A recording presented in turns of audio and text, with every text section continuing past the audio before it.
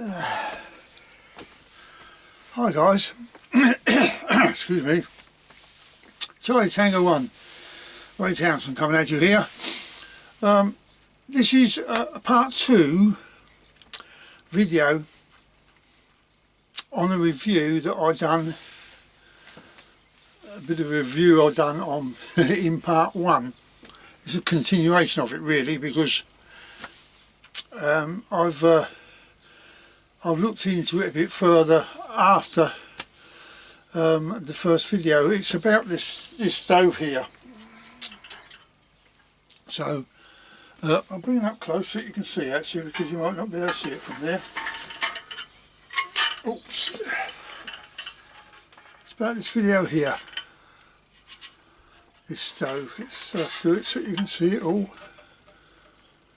Okay. Now,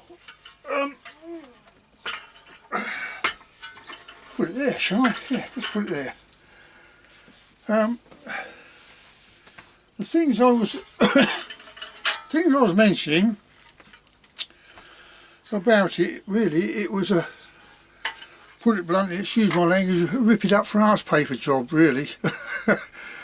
I think I paid about £38 for it in the part 1 video. I mentioned all that, and all this here, all this paint here, funny old stuff that was on it.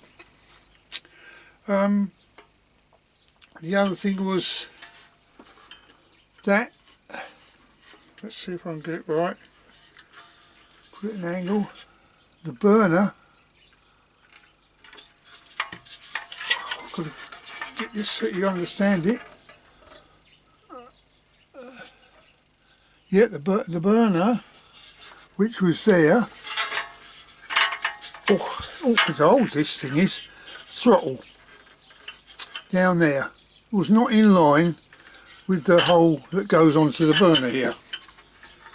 So, I think that was one of the first faults I found. I rectified it. The other one was the pump washer. You have to stand it on its side. You have to stand it on its side like that to pump it. I had to replace the O-ring on the pump, because when I tightened it up, put some fuel in it, tightened it up, started to pump it, and it was just leaking all out everywhere. Oh, I made a mess all over the place. So that was my other gripe on it. And then just bring that camera down a bit. Looks a bit.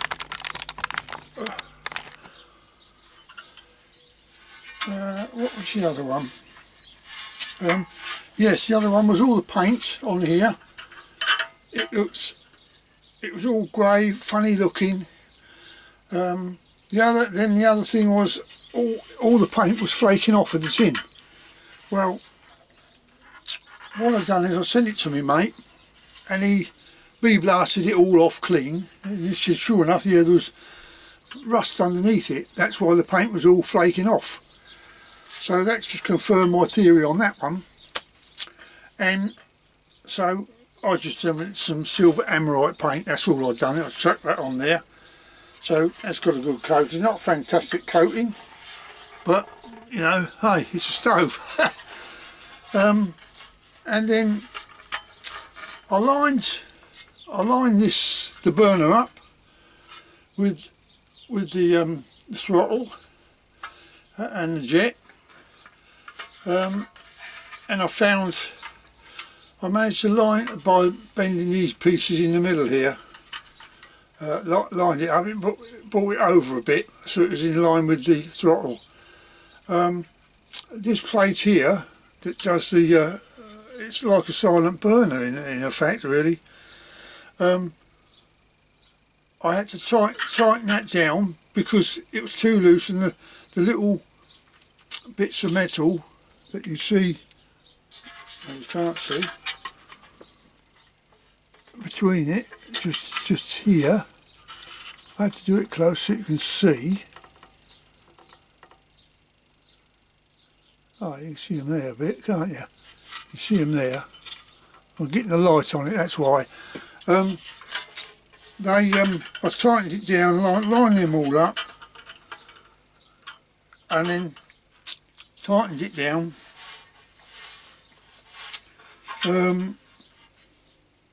That's it on that, I think.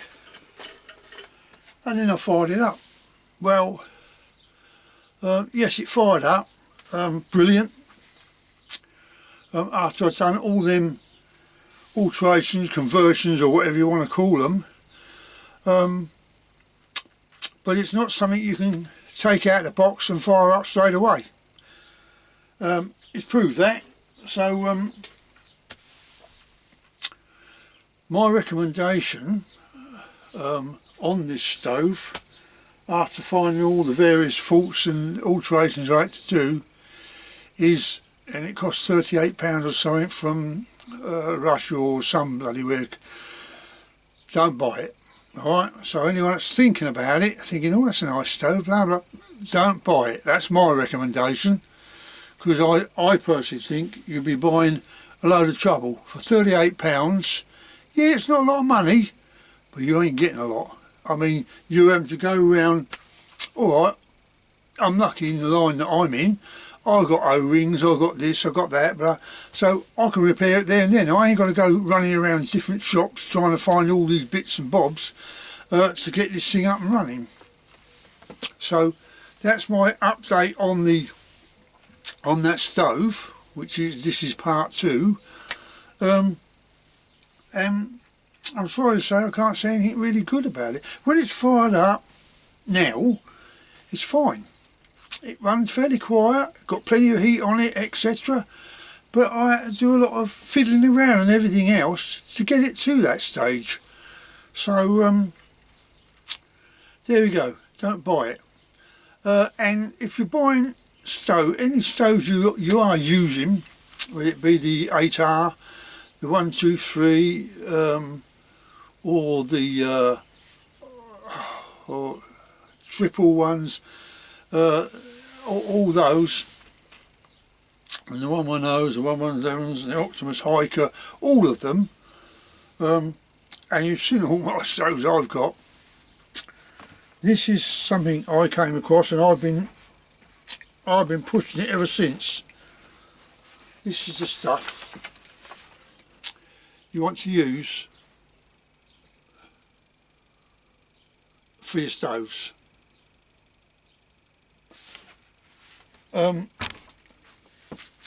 I've always recommended Coleman Fuels, which you can get in Go Outdoors, places like that mainly.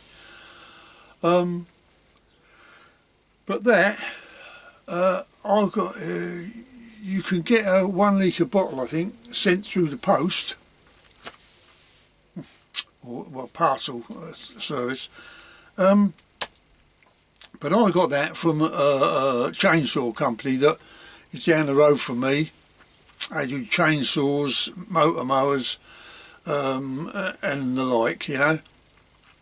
So I got that, and yes, it's, how can you say, it is, I think, a petrol or something of form, but there's absolutely nothing in it. No, you can't even smell it, you know. And it burns ever so clean. You know, forget about your stove sooting up when you use that stuff. It's brilliant. It really is. Now, so having done that, I don't get paid nothing for for pumping that. You know, this is just what I've personally found out myself. So I go with that now. Now the other thing was, I wanted to cover a little issue with these stoves. I got, I don't know how many I've got there. How many I've got? 1, 2, 3, 4, 5, 6 of these stoves, I think. Now this is my little 123 Sphere 123 that I've told you about.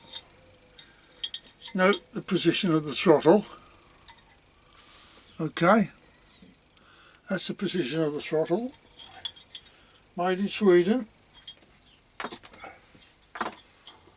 And this one, made in Sweden again, This is one I just bought. It is brand spanking new, this. I haven't even fired it up, you know. But it's the 123R, made in Sweden again.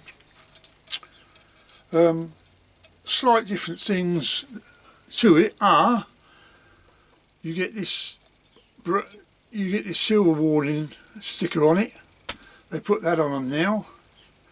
The throttle is a right angle, okay, and some of the very early 123Rs, can you see this grooving on there on the stem, that grooving? Well, the early ones didn't have that. I'll show you, because there it is.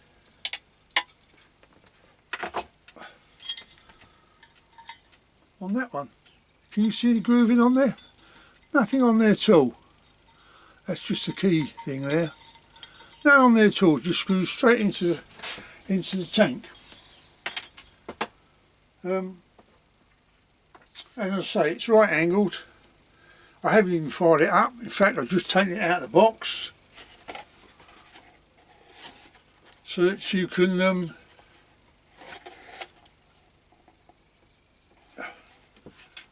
to prove I'm not a liar.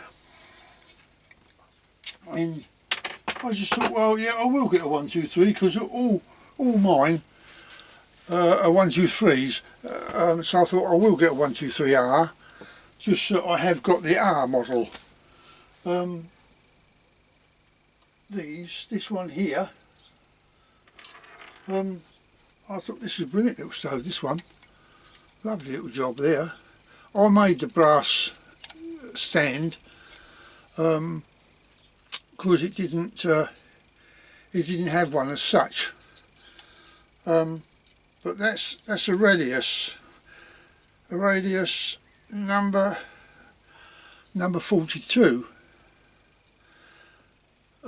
No cleaning jet in it because of the way the throttle is. The cap, totally different. See, the cap's totally different.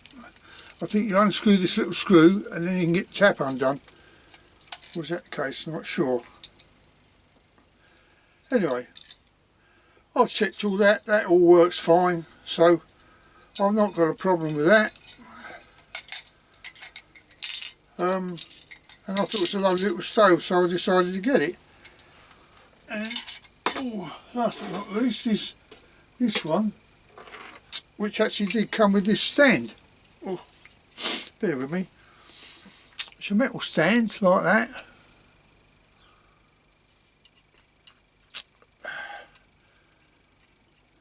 I'm trying to read where this one's from.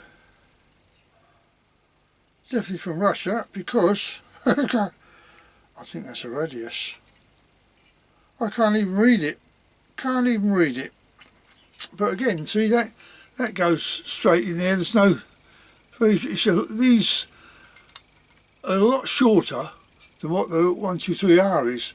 You've got the longer ones. Well, they don't seem to work as well, I've found. That's why people, I think, are having problems. Again, it's got the 123 throttle pointing downwards. And yes, I fired that up, and it's a beautiful little stove. So yes, I could take that out, but I've got nothing to put it in, so you know, it's got no protective case, etc. But I bought that one because I liked it. Oh, what I forgot to mention on this one was you can fill it up from the bottom if you want. I didn't know that. So, but again, lovely little stove. But yeah, I think I will fire that up at some stage, because I don't think I have. But there you have it. As I say, that's the 123R, brand spanking new. You can see I've never used this thing. I don't really intend to, I don't think. But that's basically what it is. And these, see a lot of these now. These little things. I got this from where did I get it from? I forgot the name of the bloke now. Ray Mears. He's got a website. That's the 0.6, I think it is, or 7. But there is a slightly bigger one, which I do have. Oh, that's in the box. A 1.5 litre. But that one does not fit very well on. Let me just show you. If you've got one of these, which I dare say a lot of you have, this is a Russian one. This is a Russian one. I've got a silent burner on that. Works lovely, really nice. Anyway, fired that up. What did you find on this one? I don't know why. Bear with me. The spreader, the flame spreader. Right, that's the flame spreader. Well, what I had to do was I had to put that one on, which is like Sphere 123 or the 8R, whatever you like. And I put that on, and it made a hell of a lot of difference, because the other one, believe it or not, is too small, and I'll show you in a minute when I put this down. But that burns lovely. You get the half pint one, look, sits perfect on there. But if you get the 1.5 pint, it's too big. It comes right over the tank here somewhere, right like that it does.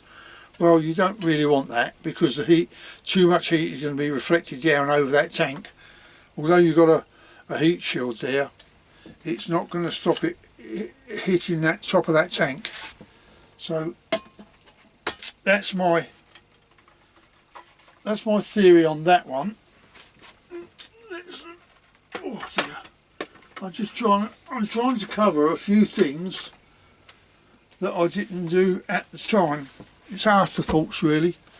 Now I'm going to hold this one up best I can, so you compare the two. There we are. That's the Sphere 123 or the 8R, and that's that one off of that stove there. Now I think you can safely say they are small, aren't they? Let's see if I can get that on there. Oh. It is smaller, and it's deeper dished. It really does dish down a lot compared to that one. You can see that? Quite a difference, isn't there? Anyway, I'll keep them in there. Put that back on there. And the reason I leave that one open,